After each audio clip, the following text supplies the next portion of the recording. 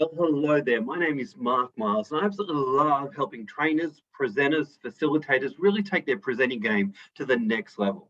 Now, as we all know, as part of the role as a trainer, one of the tasks that you need to do, or that you are unconsciously doing by default, is you are leading the thoughts of your audience. You are leading the thoughts of your audience. Now, whether you're conscious of this or not, ultimately your message is going to frame images in your audience's mind, and people are going to think thoughts based on what you've said and how you've said it.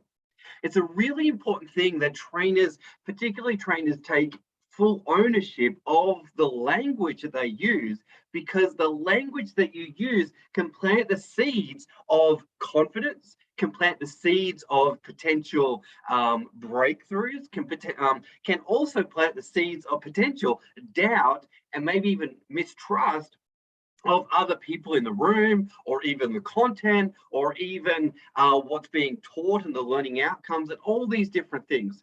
Language is critical.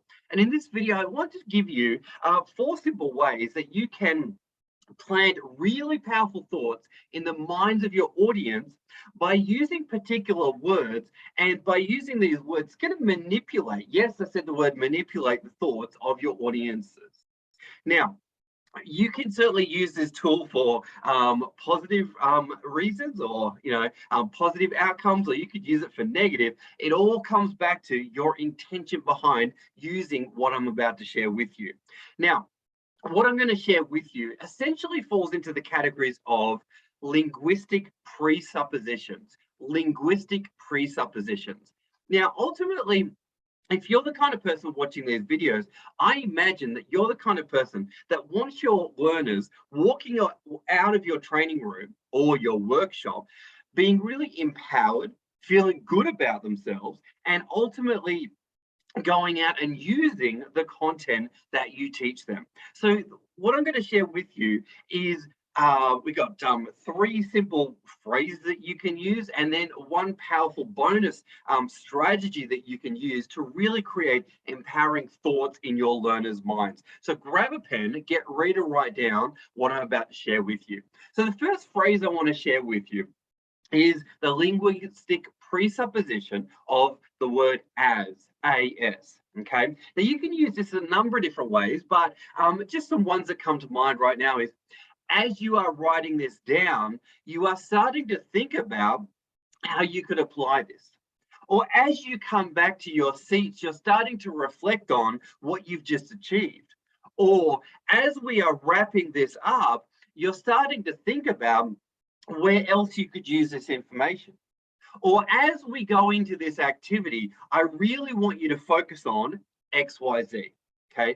Now, so AS, it's a really powerful one, because you can plant thoughts in your audience's mind as they are undertaking a task. Okay. And as you're watching this video, I'm sure you're starting to see the power of the word as. Okay, so it's a really great one. Okay, so number 1 was as. Number 2 is because. Okay, so cause and effect. Because you've attended this course, you are going to achieve some amazing things. Because you've taken time out of your busy schedule to be here today, it really shows me that you're the kind of person that loves to learn and loves to help other people do the same thing. Because we've just completed this task and we've done it so quickly, it really shows me how much information you've taken in. Because you're watching this video, it really shows me that you love to learn and love to try out new strategies to really make your presenting even better. Okay, so because this is happening, that is going to happen. Okay, it's a really, really powerful one. And another alternative for that one is if then.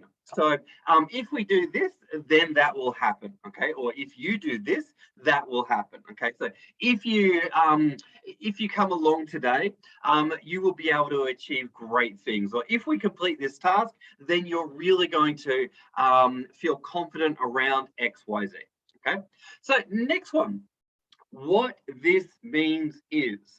what this means is. So if you're writing it down, which I'm sure you are, so the first one was as, second one is because, and the third one is what this means is, okay? So for example, we've just done this activity which has helped you develop the skills to do X, Y, Z. And what this means is when you go back to your workplace, you'll be able to do X, Y, Z really confidently. Or we've completed this task, which means that you should now feel even more empowered to do whatever it might be, okay? We have finished early, and what that means is it really shows me how quickly you take on new information. It could be anything at all right? It could be, let's see, you guys are really passionate about this topic, and what this means is you guys are really going to go out there and apply the content probably in a way that's never been done before. Okay, so yes, some of these statements might sound far-fetched, but I want to show you some examples of how you can like really apply them and get really powerful thoughts planted in the minds of your audience. All right, so the first one was as, second one was because, third one was what this means is. All right, and you can make anything mean anything that you want it to mean because you get to craft the meaning in your training session.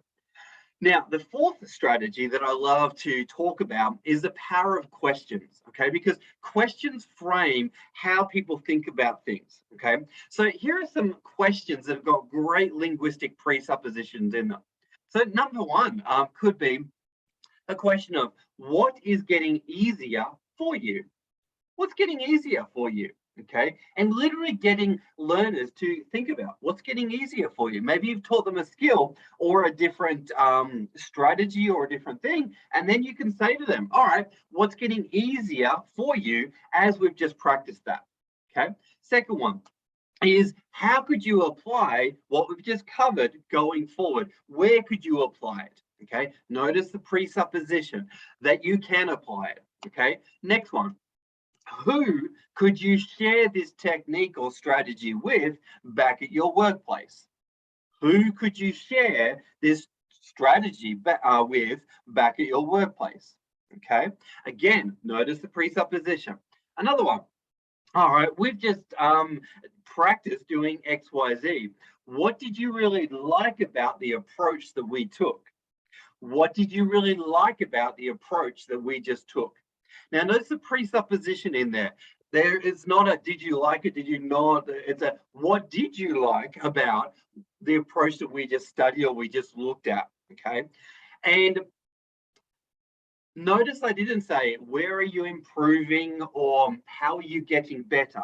I'm always looking at what are the positive, I guess, impressions that we want to create in our audience's mind. And if they had that impression, they would definitely go out and use what we've just taught them. Okay, so just to recap, number one, we got as.